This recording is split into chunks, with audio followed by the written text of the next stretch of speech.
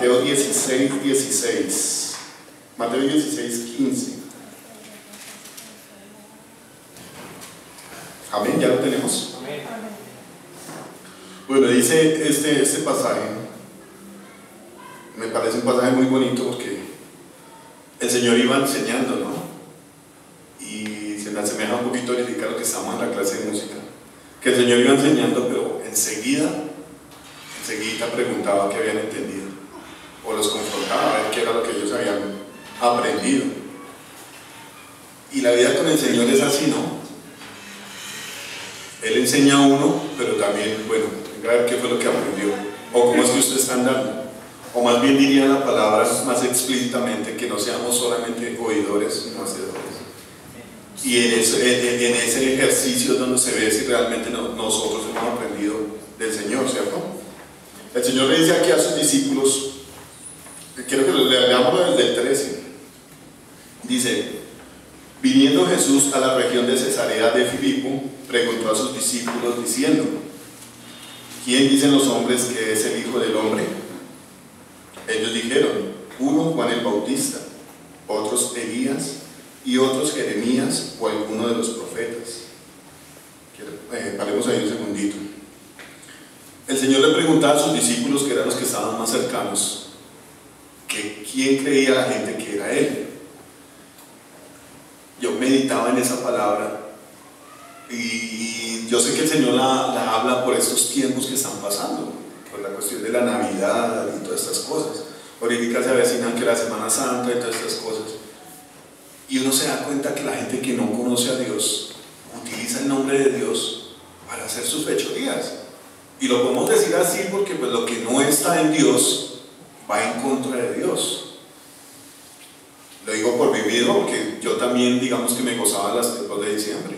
Y todos aprovechaban supuestamente lo que se celebra en Navidad, es el nacimiento de Jesucristo.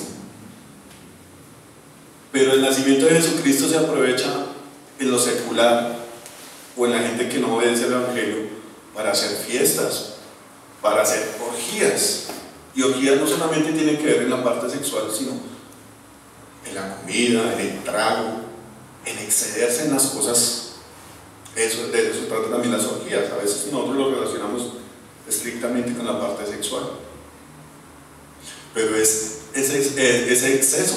Aprovechamos supuestamente, y muchos toman el nombre del Señor Jesucristo, de su nacimiento, para hacer los deseos de su corazón, para obedecerle a su carne, a sus sentidos. Entonces, mirando este tema aquí, la gente cree que Dios es como el nacimiento de Cristo es la ocasión para tener esa licencia de hacer las costumbres del mundo. Muchos de nosotros decimos, bueno, pero ¿qué de malo tiene de pronto estar con la familia, los regalos y todas estas cosas? En cierto modo, pues no tiene nada de malo. Pablo dice que todo es lícito, pero no todo me conviene. Pero cuando nosotros sabemos que hay cosas que no nos convienen en cuanto a la relación con Dios, pues no participamos de estas cosas. Entonces, ¿qué dice la gente? ¿Quién dice la gente actualmente? Esto fue una pregunta que el Señor hizo hace muchísimos años. ¿Qué dice la gente ahora de Jesucristo? ¿Quién dice la gente que es Cristo ahora? Me podría pensar, la gente que celebra la Navidad ni siquiera le dice Cristo, ni siquiera toma el término de que es el ungido de Dios, sino que es solamente el niño Jesús que nació en Belén. Hasta ahí llega la imagen de Cristo para la gente del mundo. Para una religión tan grande que es la católica, hasta ahí llega. O si vamos a unos conceptos más que tenga la Iglesia Católica, por ejemplo, de Cristo, es el Señor caído de Monserrate, o el Señor de Uga. Allá en México no sé cómo lo tendrá la Iglesia Católica a Cristo, en qué definición, en qué muñeco lo representarán. La gente le da diferentes nombres. Hace 8 días que estaba predicando a Alejito, estábamos en la alabanza, no me acuerdo qué canción estábamos cantando, y el Señor trae a mi mente de que el Señor Jesucristo no es solamente el que sufrió por los pecados, fue el que resucitó, Y cuando uno profundiza en la palabra y Dios le trae revelación, uno se da cuenta que el Señor, la Biblia habla de que Él caminó en el desierto con Israel. Me impresiona esa parte donde David le ofrece al Señor, le ofrece a Dios hacerle una casa. Y el Señor le dice, pues yo no le he dicho a nadie que me haga casa, porque el cielo es mi trono y la tierra es el estrado de mis pies. Y además yo no he habitado en casa alguna desde que salí con Israel desde Egipto hasta ahora. El Señor muestra que no es solamente el que nació y se quedó en la cuna y al que toca cantarle villancicos ni nada de esas cosas. Entonces hace 8 días estábamos adorando al Señor y el Señor comenzó como a mostrarme quién era Él en las diferentes etapas a través de la Biblia. Estuvo con Moisés, estuvo con Josué como el príncipe de los ejércitos, y así como en varias situaciones a través de la Biblia. Estuvo en el Apocalipsis cuando se mostró a Juan. Y un error de los que tenemos nosotros, los que hemos sido como rescatados de la religión católica, es que a veces tenemos tan arraigado en el corazón al Cristo en la cruz, fracasado. Me acordé de las palabras de Bergoglio cuando decía que el fracaso más grande de Dios fue que Jesucristo muriera en la cruz. ¿Qué celebra la gente en Navidad? El nacimiento de un niño. Pero nosotros tenemos que celebrar la muerte y la resurrección. La palabra dice que el que murió con Cristo, juntamente con Él resucitó. Y esa vaina como que persigue a la gente. Eso nos persigue a veces a nosotros cuando se nos baja el ánimo. Es como si de verdad el Señor no hubiera resucitado, como que nosotros quedamos ahí postrados. Hoy me sorprendió mucho, anoche y esta mañana me puse a ver noticias y amanecí triste. No sé por qué, anoche tuve una noche fea. Vi una publicación que hizo, no le echa la culpa, no, Moniquita, de un tipo que había sido satanista y que ya después el Señor lo convirtió al cristianismo, y el hombre comenzaba a hablar de cómo funcionaba el mundo espiritual, pero en las tinieblas, ¿no? Bueno, hay una explicación. Y sentí una noche de tormento horrible, y aparte de eso me desperté y prendí las noticias, y había una noticia de una avalancha por allá en Chaparral, Tolima, y estas cosas, y me dio una tristeza tan tenaz. Pero después me puse coloqué música de oración ahí y coloqué a Ebenezer, y me parece una música muy linda porque lo alegra a uno. Entonces comenzó a hablar de cuando el Señor, una canción que hablaba de que el mar que vio, que se abrió, y otra parte hablaba de que ¿qué viste tú, Jordán, que te hiciste para atrás? No me acuerdo exactamente la canción ahorita. Y yo, uy, pero yo ¿por qué estoy así? Si la Biblia muestra quién es Dios. O sea, ¿qué vio el mar? Yo me quedé pensando, ¿qué vio el mar que se abrió? Me parece tan impresionante cuando Dios le revela a uno su naturaleza, su persona. Nosotros estamos acostumbrados a vernos aquí entre nosotros y sabemos qué capacidad tiene cada uno. Alejito tiene una capacidad musical muy bonita de enseñar y de adorar. Nosotros tenemos capacidades diferentes, de pronto no son muchas, pero la Biblia habla de que tenemos que, esa palabra me ha rondado harto estos días, tenemos que estar tranquilos en nuestras debilidades, porque el Señor se perfecciona en nuestra debilidad. Lo estoy parafraseando porque el versículo no dice exactamente así, pero en esas cosas nos tenemos que gozar y pensar y meditar en la palabra. Esta mañana me subió de una el ánimo. Digo, tan hermoso que es el Señor, porque si fuera por nosotros nos quedaríamos, yo creo que en una cama. Basta que le dé una depresión a una persona y se queda en una cama. Pero es como si el Señor lo viera a uno y le dijera, bueno, ¿qué tiene este man que no me busca? Está triste pero no me ora. Bueno, inspirémoslo. Viene el Espíritu Santo y trae a memoria todas esas hazañas, todos esos hechos que el Señor ha hecho, y ¡fum!, le sube una vez la fe a uno, se la despierta así. La misma Biblia dice que el que medita en su palabra tendrá paz. Y al escuchar yo esa canción esta mañana, no, pues yo ¿por qué voy a estar triste? Bueno, sí, duro lo de la gente de Chaparral, muy triste. Pero yo pienso que las personas tuvieron que haberle dado la espalda a Dios para que esas cosas les pasaran. Obviamente en un momento de dolor, si entra uno con una palabra así, pues va a herir a la gente. Pero yo me ponía a pensar esta mañana, ¿qué pudo haber pasado para que esa avalancha pasara por allá? ¿O por qué la gente está mal? ¿Por qué el mundo está mal? Porque pues, le damos la espalda a Dios. ¿No dice Dios que Él guardará en completa paz a los que piensan en Él? De pronto puede haber alguna adversidad de que haya un ataque de las tinieblas o algo así. Cuando uno se acerca a Dios, a buscarlo a Dios, se levanta el diablo a reclamar sus derechos. Pero en eso consiste la fe, que sabemos que Dios nos va a librar si permanecemos en Él, dice la palabra, dice el Señor. Si ustedes permanecen en mis palabras, serán mis discípulos. Entonces yo me ponía a pensar, bueno, triste lo de ellos, pero si mi Dios es todopoderoso, si su creación le obedece, ¿yo por qué voy a estar triste? Me gocé esta mañana la alabanza y la adoración. Después, eso fue como un paso como el que Pedro dio de aquí al siguiente pasaje. Un momento de revelación y después un momento de la carne, una confesión de la carne. Pero a mí me pasó al revés.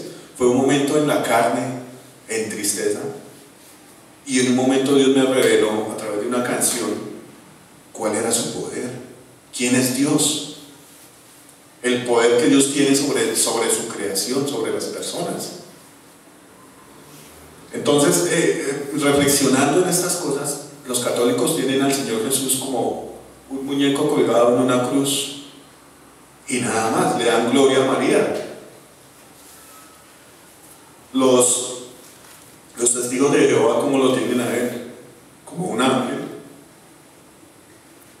Cuando la Biblia me habla y dice, en Hebreos dice que Él es su Hijo, lo muestra como su Hijo. Y aquí en el Nuevo Testamento habla todo el tiempo como el Hijo del Hombre, el Hijo de Dios. Amén. Entonces hay muchas percepciones distintas de quién es el Cristo. Y esa es la pregunta que el Señor Jesús le hace a los discípulos. ¿Quién cree, para ustedes, quién cree que es Jesús? El problema de nosotros es que nosotros somos almáticos, ¿no? Somos efervescentes en ciertos momentos y en otros momentos somos un manojo de nervios, un manojo de depresiones, un manejo de problemas. Pero cuando el Señor se revela a sí mismo, cuando el Señor revela quién es Él, resuelve nuestras situaciones. Y es cuando nosotros podemos dar testimonio. Amén. La vez pasada estaba yo viendo una enseñanza corta del pastor Antonio. Y el pastor Antonio hablaba, o bueno, más bien la Biblia hablaba, de que Dios se le presenta a Moisés, o Abraham, no me acuerdo cómo dice el video, como el Todopoderoso, el Yo Soy. Y él hablaba de que ese Yo Soy es que Él era suficiente para todas las cosas. Entonces en ese video él hablaba de que habían culturas a través de todos los tiempos que eran politeístas, que tenían un Dios para cada cosa, para la fertilidad, para el sol, para los ríos, para las cosechas tenían otro Dios, y tenían muchos dioses. Pero entonces Dios aparece como Yo Soy, el único, el que es suficiente para todas esas cosas. Es todo en una sola persona. Amén. Y a través de la vida nosotros tenemos muchos problemas, ¿no? La Biblia habla de que nosotros, en la vida nosotros tendremos tropiezos, habrán tropiezos. También habla la Biblia de que si 7 veces cayera el justo, el Señor lo va a levantar.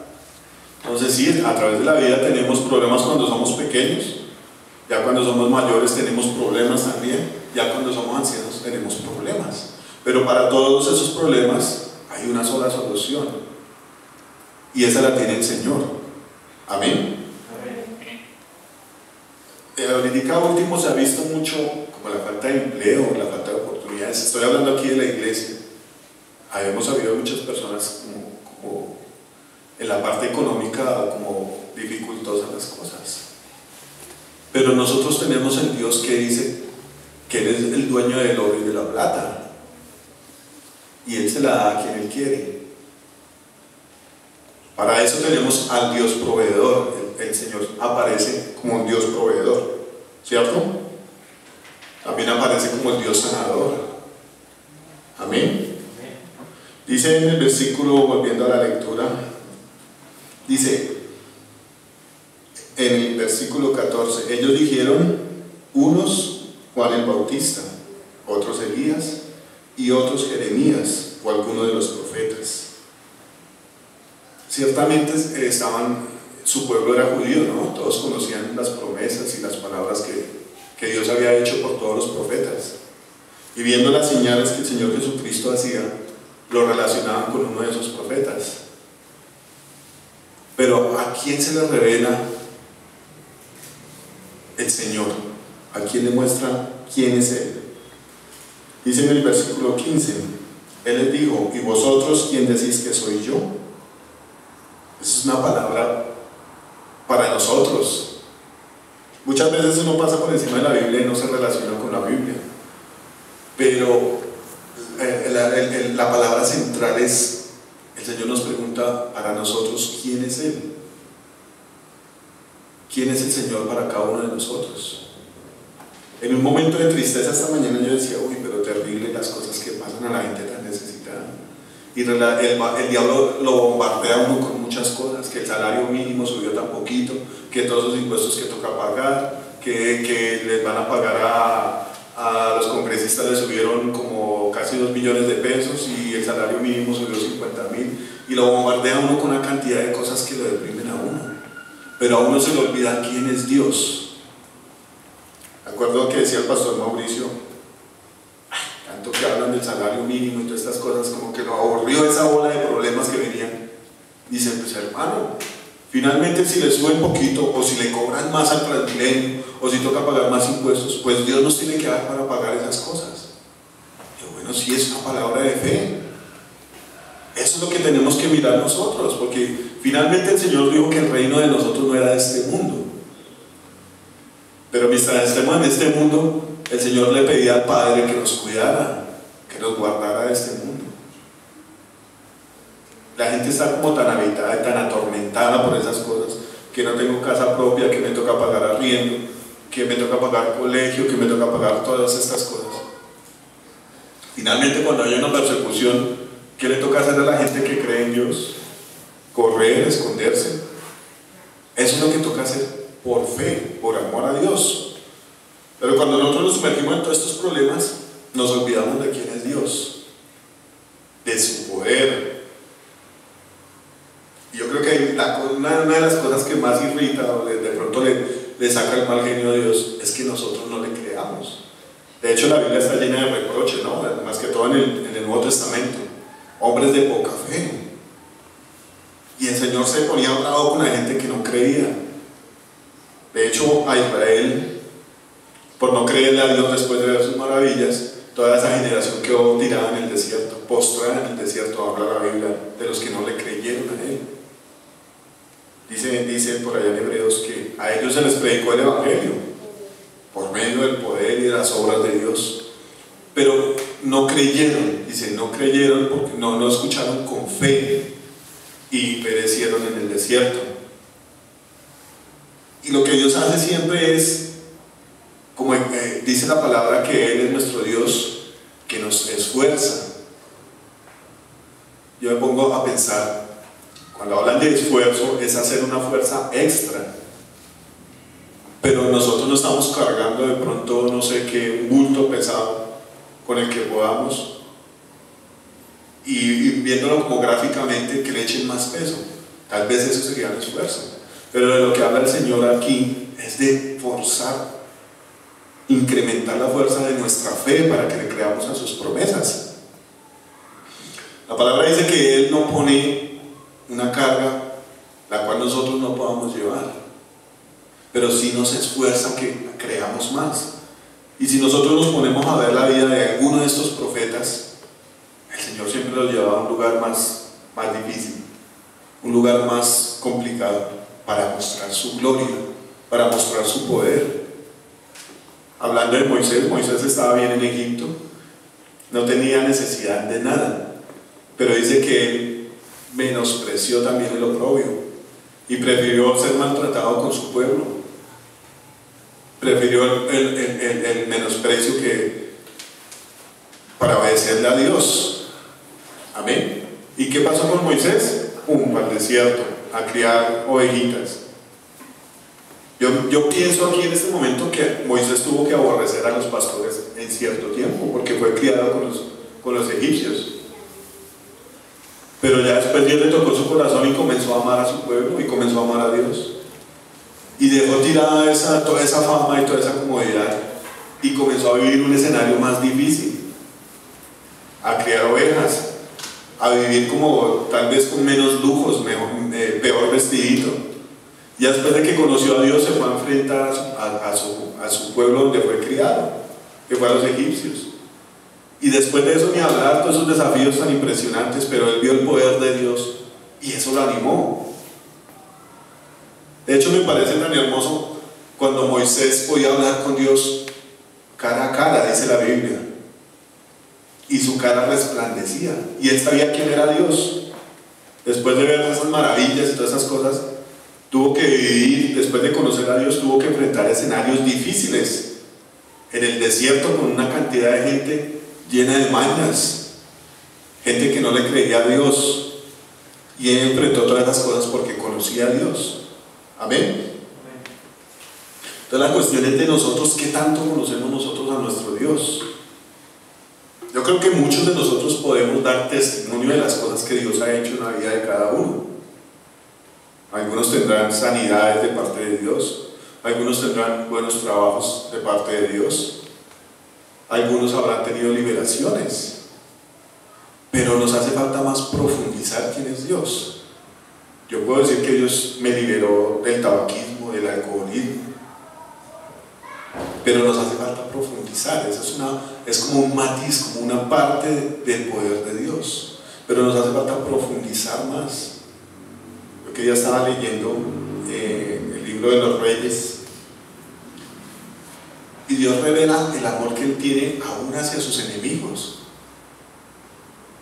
Cuando hay una persona que tiene, más que todas las mamás, en lo natural se puede ver, que tiene varios hijos, y uno de esos hijos es la oveja negra, los otros hermanos dicen: pero mi mamá, ¿por qué quiere a ese chino si ese chino se porta mal? A toda hora va a buscarlo a ver cómo lo puede ayudar, déjelo. Ese es el decir de uno, como de pronto una persona que no cause tantos problemas. Pero algo parecido es el amor de Dios. Dios muestra su amor aún con el descarriado, con el hijo prójimo que se fue allá a gastar con su dinero en prostitutas y en una mala vida. ¿Cómo muestra el amor Dios en esa persona? Dice la palabra que el papá se separaba a esperar a ver si el muchacho volvía. Y ese es el amor de Dios. Entonces, yo leyendo la palabra me impresionó mucho el amor que Dios demostró acá. Acá era una persona malvada, era una persona que levantó altares a Baal y a Acera en el templo de Dios, y eran abominaciones terribles de parte de Dios. Sin embargo, Dios ve que en cierta ocasión él se humilla después de algo que Elías le profetizó de parte de Dios, y Dios lo respalda en medio de una guerra que era una guerra de 32 contra 1, 33 contra 1. Dios lo respalda y le da la victoria y le dice: bueno, acá, mira a ver cómo es que usted va a andar. Yo digo, bueno, poniéndolo aquí en físico y como más reducido, si yo estoy aquí y salgo y me están esperando 32 tipos para darme una paliza, pues yo estaría llevado aquí del susto. Y si salgo y Dios los derrota a todos, yo debería estar agradecido y ver el poder que Dios tiene, ¿no? Algo sorprendente. No sé, que ponga en mí, no sé, un don de karate o algo así, yo los demuela. Pues estaría yo agradecido de lo que Dios había hecho conmigo. Y Dios le dice acá, mire cómo va a andar. Después de eso el hombre la embarró peor y ya definitivamente no había nada que hacer, tocó cortarlo. Entonces uno se da cuenta que Dios amó a este tipo y le dio una oportunidad a un tipo que era su enemigo. Habían matado a todos los profetas y Dios le dio una oportunidad a ese malvado como nos la dio a nosotros. Yo hablaba después con una persona que está como apartada del Evangelio, que Dios la utilizó un tiempo, y hablaba sobre ese pasaje, a Dios como nos ama a nosotros, que nosotros siendo malos, Dios nos prolonga su misericordia, a ver si el corazón de nosotros cambia. La palabra dice que no hay que menospreciar la paciencia y la longanimidad de Dios, porque esa paciencia nos provoca arrepentimiento. Pero cuando uno es de corazón duro y no conoce a Dios, cuando uno tiene corazón duro y no reconoce, no le da la gloria a Dios, como lo hicieron estos israelitas después de ver los milagros y el poder que Dios tenía para castigar las plagas de Egipto, para castigar sus dioses por medio de plagas, cuando abrió el Mar Rojo, cuando abrió el Jordán, cuando hacía que todos esos ejércitos se mataran entre ellos mismos. ¿Qué más queda? ¿Qué puede quedar más en mi corazón de Dios? ¿Qué dice el Señor acerca de la parábola cuando viene el labrador? Viene el padre y dice, bueno, sáqueme, córtame en ese árbol porque es que me está consumiendo tierra y agua y todo. Y el Señor muestra su misericordia y dice, no, déjenla otro añito y yo la consiento a ver si da fruto. Pero después de que no haya nada que hacer, no puedo imaginar el dolor que Dios siente después de dar tanta oportunidad, mostrar todo su amor y que la gente no cambie, no lo conozca a Él. Dice la Biblia que queda una horrenda expectación de juicio. Me parece terrible, ¿no? Entonces nosotros en este tiempo, yo meditaba que día con una persona y decía, tanto tiempo que tenemos nosotros para leer la palabra, para orar, para buscar a Dios. En otros países no pasa esas cosas, ¿no? El solo hecho de tener una Biblia, ya una persona es un delincuente, o cárcel o muerte. ¿Cuánta persecución hay para los cristianos en otros países? Y nosotros tenemos la palabra, tenemos el tiempo para conocer a Dios y no lo hemos aprovechado. Entonces a veces, en cuanto a esta pregunta que dice el Señor, ¿y quién decís que soy yo? ¿Qué podemos decir nosotros de Dios? Pedro decía que nosotros tenemos que tener mansedumbre para dar respuesta de los que pregunten cuál es la causa de nuestra fe o cuál es nuestro camino. Y cuando nos pregunten a nosotros, bueno, ¿usted por qué va a una iglesia cristiana? ¿Cuál sería la respuesta de cada uno de nosotros? O sea, aquí habemos poquitos, pero cada uno piensa de forma diferente. Y cada uno puede dar testimonio de lo que Dios ha hecho en la vida de cada persona. ¿Quién es Dios para nosotros? Yo a veces me pongo a imaginar cómo será el Señor físicamente. Y a veces me da como mal genio porque uno trata como de idealizarlo, como de pronto, no sé, el más bello de los hombres aquí en la tierra, como hacer comparaciones del Señor físicamente con una persona acá en la tierra. Yo creo que eso no está bien. Hay que verlos a través de la fe, a través de su forma de ser. La Biblia habla por ahí en los Salmos y dice que Él es el más bello de los hijos de los hombres. Belleza sí puede haber, pero es que nosotros a veces definimos la belleza como algo físico. Pero lo que habla la Biblia es que Él es tierno, que dice la Biblia por allá que Él lleva a las ovejas pequeñitas en su seno. Y yo no me puedo imaginar eso. Muchas veces el Señor me ha quebrantado cuando alguno de los predicadores está aquí al frente y dice: el Señor está abrazando a alguien. Es una sensación muy hermosa poder ver que Dios es tierno de esa forma, que hay una persona que está sufriendo y el Señor la abraza. O Él se conmueve cuando llegó allá y vio que María estaba llorando porque su hermano estaba muerto, Marta y María. Dice que Él se conmovió y lloró. Entonces la Biblia muestra que Él se compadece, la palabra habla en otra parte, que Él se compadece de nuestras debilidades, por cuanto Él también fue tentado. Él es bueno para socorrernos en medio de la tentación. Muchas veces, yo creo que aquí la gente ha leído muchas veces la Biblia y no la ha entendido. Pero cuando el Señor nos da como ese privilegio de poder comprender quién es Él,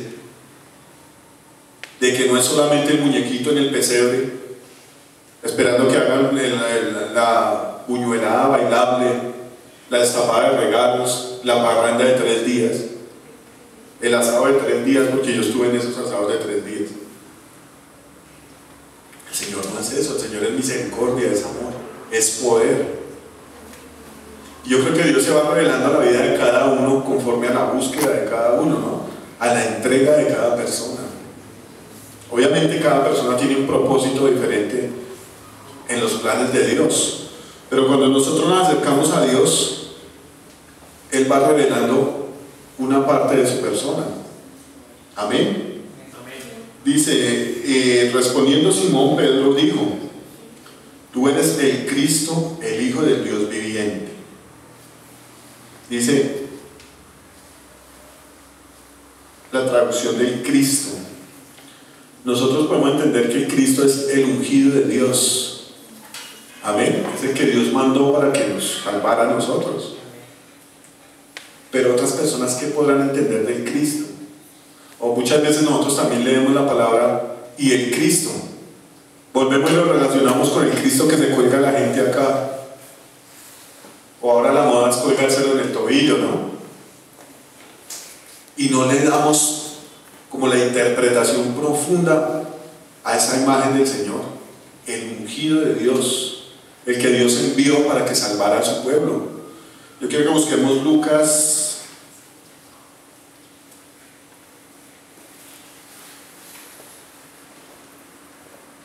'Están los primeros capítulos.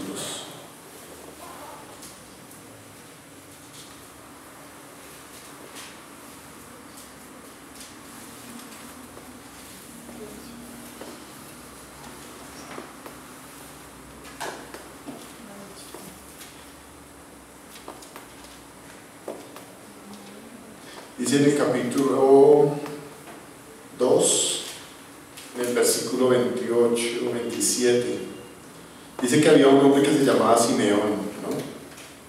Y tan bonita es la promesa que Dios le da a Simeón. Veámoslo desde el 25. Dice: y aquí había en Jerusalén un hombre llamado Simeón, y este hombre justo y piadoso esperaba la consolación de Israel. El consolador, habla la palabra de un consolador, una persona que iba a venir a consolar a Israel. Dice: y el Espíritu Santo estaba sobre él, y le había sido revelado por el Espíritu Santo que no vería la muerte antes que viese al ungido del Señor. Dice: y movido por el Espíritu vino al templo, y cuando los padres del niño Jesús lo trajeron al templo para hacer por él conforme al rito de la ley, él le tomó en sus brazos y bendijo a Dios diciendo: ahora, Señor, despides a tu siervo en paz conforme a tu palabra, porque han visto mis ojos tu salvación, la cual has preparado en presencia de todos los pueblos, luz para revelación a los gentiles y gloria de tu pueblo Israel. Tremenda esta palabra. ¿Cuántos adjetivos habla ese pequeño pasaje? ¿Cuántos adjetivos habla del Señor Jesucristo? Dice que Él es consolador. Amén. Dice que es el ungido del Señor. Y dice que Él es la revelación a los gentiles y la gloria de Israel. Cuando nosotros leemos la palabra, a veces eso pasa de corrido y nos saltamos. Pero ¿cómo describe bonito la palabra? ¿Cómo describe bonito la forma de ser del Señor? Sus cualidades. Sus cualidades personales. Él es consolador, es salvación. Dice por ahí en Isaías que Él es quien nos corona de favores, quien nos saca del hoyo. Y dice una cantidad de cosas del Señor. Entonces, volviendo a esta pregunta, él pregunta: ¿quién dice la gente que soy yo?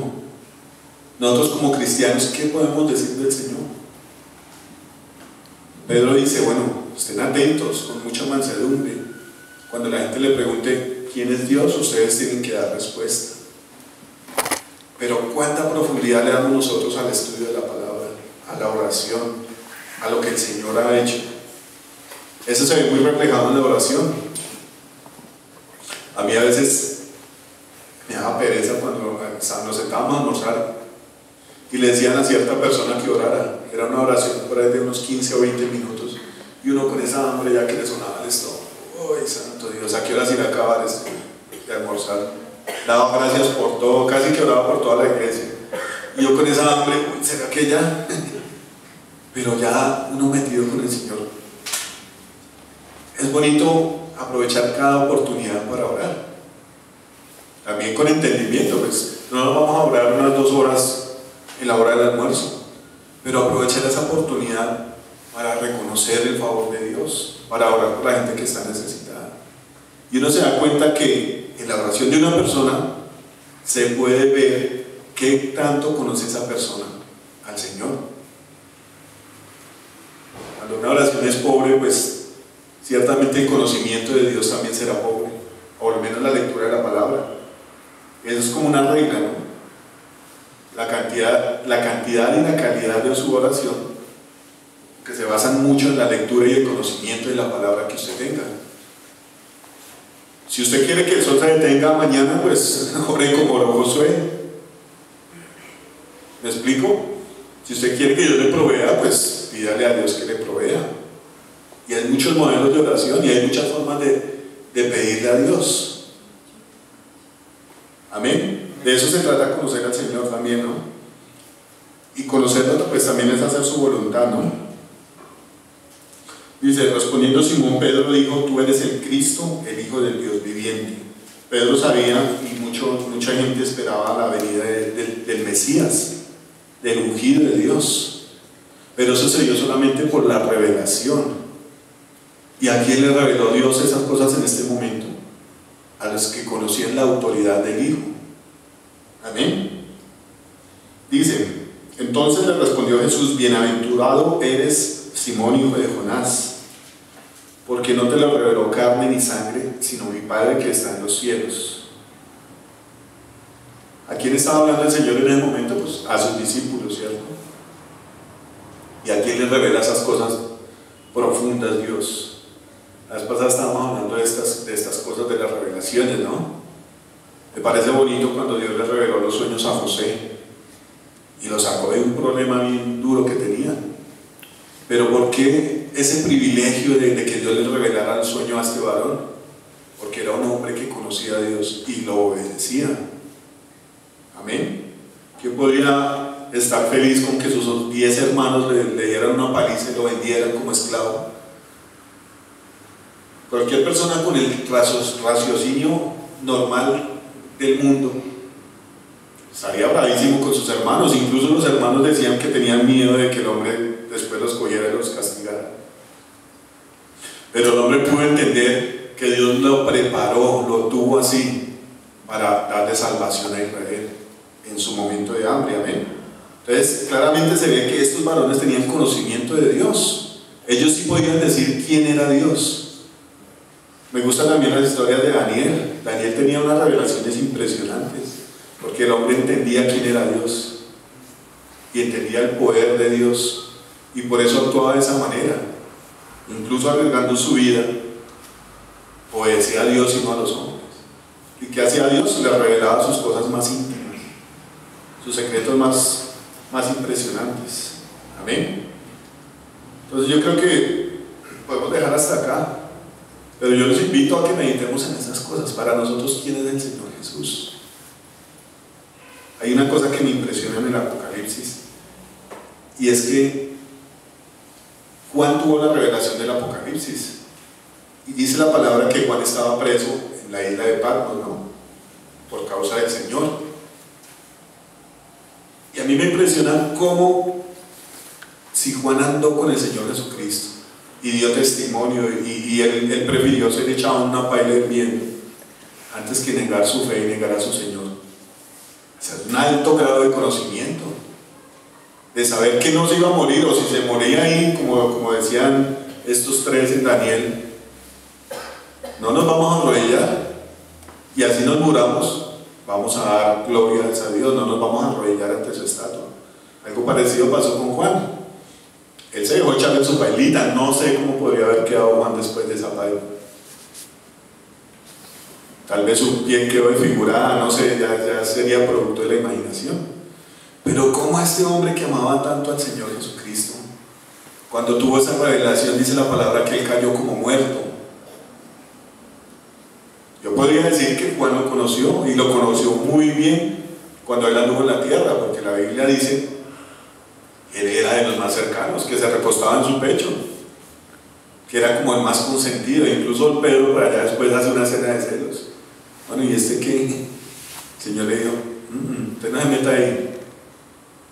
Y él conocía al Señor Jesús. Lucas dice que él escribió ese evangelio tratando de poner en orden todas las cosas que la gente ya sabía, que les habían predicado, y las cosas que los más cercanos que estuvieron a Jesús fueron las que comenzaron a contar todo lo que el Señor había hecho. Ellos lo conocían y comenzaron a contar, y por eso Lucas escribió ese evangelio tratando de ponerlo en orden. Dice él, pero este Juan conocía al Señor Jesús de cerca, y viene esta visión y se le presenta al Señor y él cae como muerto. Entonces, ciertamente yo creo que hay cosas que no podremos entender y cosas espirituales que no podremos entender, pero el Señor nos invita a nosotros a que lo conozcamos aquí en la tierra. Amén.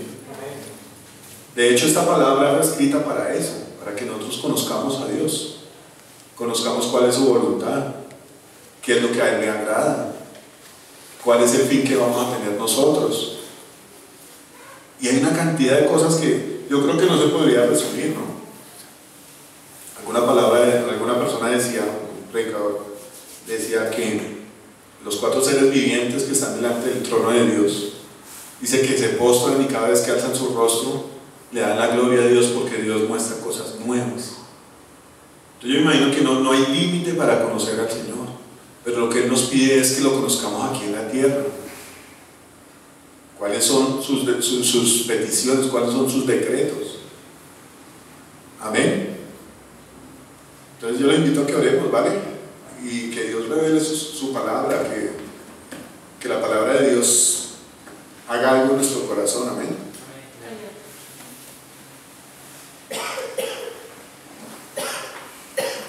Padre Santo, te damos gracias, Señor, por tu palabra, amado Dios. Te pedimos, Señor, que seas tú, Señor, tu Espíritu Santo, Señor, revelando nuestro corazón, amado Dios, poniendo un balance en nuestra vida, Señor, de qué tanto hemos dado, Señor, qué tanto hemos doblegado nuestra vida, Señor, por ti, por conocerte, Señor, por hacer tu voluntad, amado Dios. Si nos preguntan por aquí que no conocemos, Señor, no podríamos decir nada, Señor bendito. Pero si nos preguntan por ti, Señor poderoso, ¿qué podríamos decir, Señor? Cada uno tendría, Señor, una opinión diferente. Pero tú no eres diferente, Señor, tú eres el mismo, Señor. Tu palabra dice que tú eres el mismo ayer, hoy y siempre, Padre eterno. Yo te pido, amado Dios, en esta noche, Señor, que nos despiertes, amado Dios, que despiertes nuestro espíritu, Señor. Que haya un hambre, Señor, en nuestro interior por conocerte, amado Dios. La palabra dice que debemos procurar que tu palabra abunde en nuestro corazón, Señor bendito. Yo te pido, amado Dios, que toques, Señor, nuestro corazón, amado Dios, y nos hagas reflexionar, Señor bendito. Nos hagas pensar, Señor, que tú, Señor, tienes respuesta para todas las cosas. La palabra dice, Señor, que si tú entregaste a tu Hijo, Señor, ¿cómo nos vas a dar con Él todas las cosas, amado Dios? También dice tu bendita palabra, Señor, que tú sabes, Señor, la palabra antes de que salga de nuestra boca, Señor. Que tú conoces cuántos cabellos hay en nuestra cabeza, Señor bendito. Yo te pido que toques, Señor, nuestro corazón y que pongas un hambre, Señor, en cada uno de nosotros, Señor, por conocerte, amado Dios, por saber quién eres tú, mi Rey precioso, por no jactarnos, Señor, de lo que tú nos has dado, Señor, sino confiar en ti, Señor, y confiar en ti, Señor, aún en nuestras debilidades, amado Dios. Que podamos tener en nuestro corazón la seguridad, Señor, de que sea cual sea la situación, Señor, tú nos vas a sacar, Señor, adelante en victoria, amado Dios. Te damos las gracias en esta noche, amado Dios. Te pido que bendigas, Padre, a los pastores, Señor, de Neiva, a los pastores de Canadá, Señor bendito, a nosotros tus siervos aquí, Señor, en Bogotá, amado Dios, y a toda tu congregación, Señor. Rogamos, Señor, porque tu Espíritu, Señor, se pose más en cada uno de nosotros, Señor. Que tengamos, Señor, la fe suficiente para dar los pasos, Señor, que tú nos demandas, amado Dios. Yo te doy la gloria, Señor, en esta noche y la alabanza, amado Dios. Y entrego este tiempo, Señor, en tu presencia, amado Señor. Y te pido que nos reveles más de ti, Señor. Más de ti, de tu poder, amado Dios. Aunque el enemigo se levante como un río, Señor, dice tu palabra, que tú levantarás banderas sobre nosotros, amado Dios. Vamos a tener confianza, Señor, en que tú ya venciste, Señor, al mundo, Señor. Que todo principado y potestad, Señor, como dice tu palabra, está debajo de tus pies, amado Dios. Te damos gracias, amado Rey. Y te bendecimos en esta noche, poderoso Señor, en el nombre de Jesucristo. Yo te pido que bendiga, Señor, toda ofrenda, amado Dios, que mis hermanos traen a ti, Señor, con voluntad, con amor en su corazón, amado Dios, que multipliques grandemente, Señor, que derrames bendición, Señor, sobre cada uno de los que están aquí hoy, Señor, y de los que no pudieron venir, amado Dios, que tu gracia, Señor, los toque, Señor, y haya abundancia y alegría, Señor, en los corazones, amado Dios. Te pido también que nos guardes, Señor, y nos protejas, amado Dios. Te pido que reprendas, Señor, al enemigo que se levante, Señor, en contra de tu pueblo, amado Dios. Que nos guardes, Señor, de toda retaliación y venganza, amado Dios. Y que hagas prosperar, Señor, tu palabra en nuestro camino, amado Señor, en el nombre poderoso de Jesús. Amén.